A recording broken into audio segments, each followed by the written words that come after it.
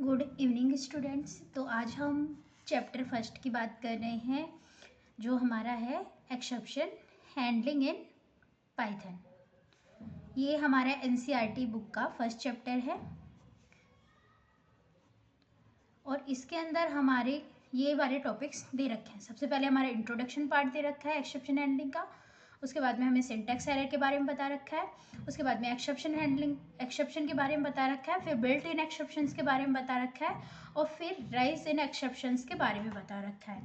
Handling exception के बारे में उसके बाद में बता रखा है। नीड ऑफ एक्सेप्शन हैंडलिंग की हमें क्या क्या ज़रूरत हैं उनके बारे में बता रखा है। प्रोसेस ऑफ हैंडलिंग एक्सेप्शन, ये जितने भी टॉपिक्स हैं इनको हम वन बाय वन अभी रीड करेंगे। तो ये सारे टॉपिक्स हमारे चैप्टर 1 के अंदर दे रखे हैं और इनको हम वन बाय वन अभी पढ़ते हैं। 12th स्टैंडर्ड की जो हमारी एनसीईआरटी की बुक है उसके अंदर ये टॉपिक्स दे रखे हैं। तो सबसे पहले हम बात करते हैं कि एक्सेप्शन हैंडलिंग इन पाइथन होता क्या है।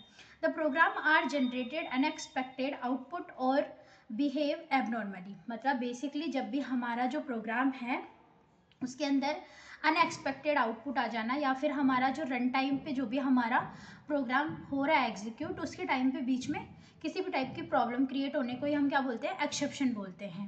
ठीक है, ये हमारा कॉन्सेप्ट क्लियर हो गया। उसके अंदर लॉजिकल सिंटैक्टिकल एरर, हमारी बहुत सारी एरर्स हो सकती है, उन्हीं को हम क्या बोलते हैं, एक्सेप्शन बोलते हैं, जो ऑटोमेटिकली हमारे कोड के अंदर जनरेट होती है रन टाइम पे। ठीक है, उन्हीं को हम एक्सेप्शन हैंडलिंग कहते हैं।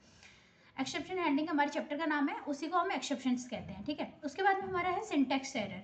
सिंटैक्स एरर क्या होती है? The syntax error are those errors are generated from wrong syntactical. मतलब जो हमारे जब कोई भी प्रोग्रामिंग लैंग्वेज को हम लिखते हैं तो वहाँ पर क्या होते हैं, उसके रूल्स होते हैं, उसके जो पर्टिकुलर एक सिंटैक्स दिया हुआ होता है, उससे अबाउ जाकर हम किसी भी चीज़ को जब लिखते हैं तो उसको हम क्या बोलते हैं, सिंटैक्टिकल एरर बोलते हैं। सिंटैक्स एरर ही क्या होती है, हमारी प्रेसिंग एरर भी हम उसी को बोलते हैं। जैसे कि यहाँ पे प्रिंट को इस तरीके से लिख रखा है, प्रिंट को कोट्स में लिख रखा है जबकि इसने पैरेंथेसिस नहीं लगाए, तो ये हमारी सिंटैक्टिकल एरर हो गई। अब उसके बाद में इसने एक्सेप्शन को एक्सप्लेन कर रखा है। If statement is except expression if is syntactically correct that might arise the error during the execution. हो सकता है वो सिंटैक्टिकली सही हो, कंपाइल टाइम पे वो प्रॉपर वर्क कर रहा हो, इंटरप्रेटेड चेंज कर रहा हो, तब भी वो प्रॉपर काम कर रहा हो, पर जब एग्जीक्यूशन हो रहा है, रन टाइम पे जब वो एग्जीक्यूट हो रहा है, उस टाइम पे जो भी एरर अकर होगी उसको हम क्या बोलेंगे, एक्सेप्शन बोलेंगे।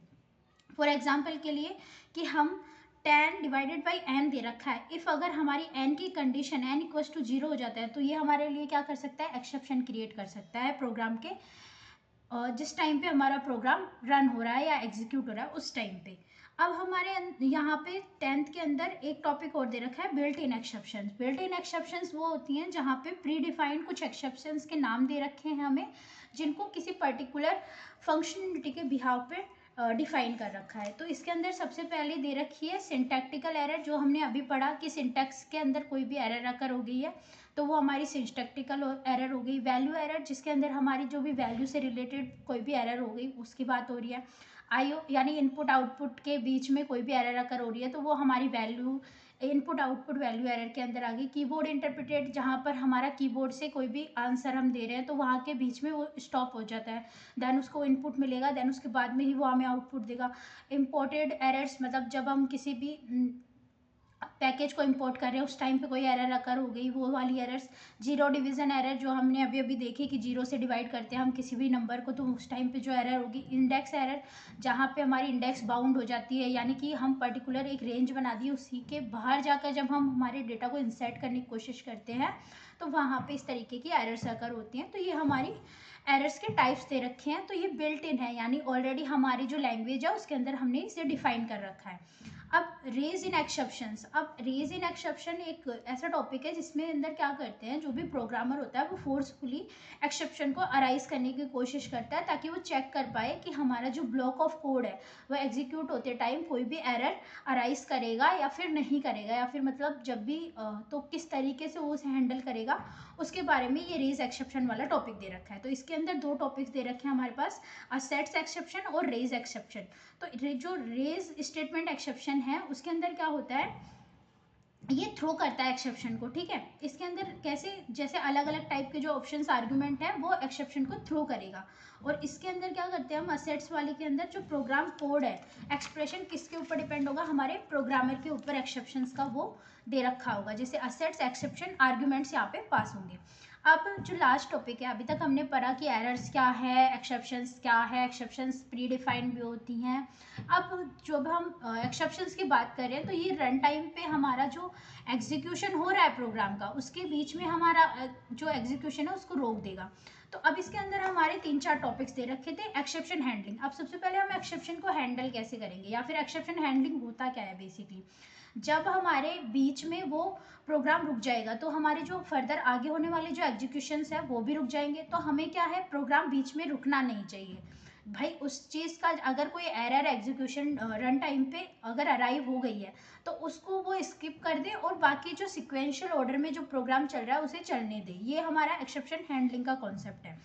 तो अब हम इसे हैंडल करने की कोशिश करते हैं। तो उसके लिए हमारे पास में कुछ कीवर्ड्स हैं, ट्राई, एक्सपेक्ट, एल्स, फाइनली। इनकी बात हम थोड़ी देर में करेंगे। इससे पहले हमारा एक टॉपिक है कि why you needed off exception handling. अब एक्सेप्शन हैंडलिंग की जरूरत क्यों है, ताकि हमारा प्रोग्राम जो है वो बीच में ना रुके, यानी जो एग्जीक्यूशन है वो बीच में ना रुके, हमारा एग्जीक्यूट करे आगे के जो भी सिक्वेंशियल प्रोग्राम्स हैं, यानी कि हमारा एग्जीक्यूशन बीच में ना रुके, मतलब बीच में हमारे प्रोग्राम को इनक्रप्ट ना करे।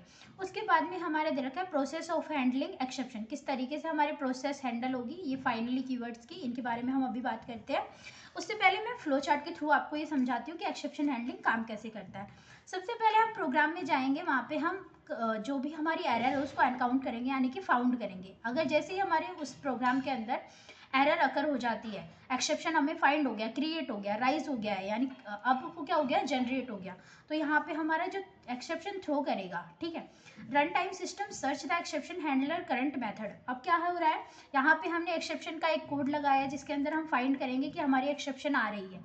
अगर हमारी एक्सेप्शन फाउंड हो जाती है हमें, तो हम जो भी एग्जीक्यूशन वाला पार्ट है, यानी उसके लिए हमने जो भी कंडीशन लगाई है एग्जीक्यूट करने के लिए, उसकी बात कर रहा है ये कि वो एग्जीक्यूट होगा।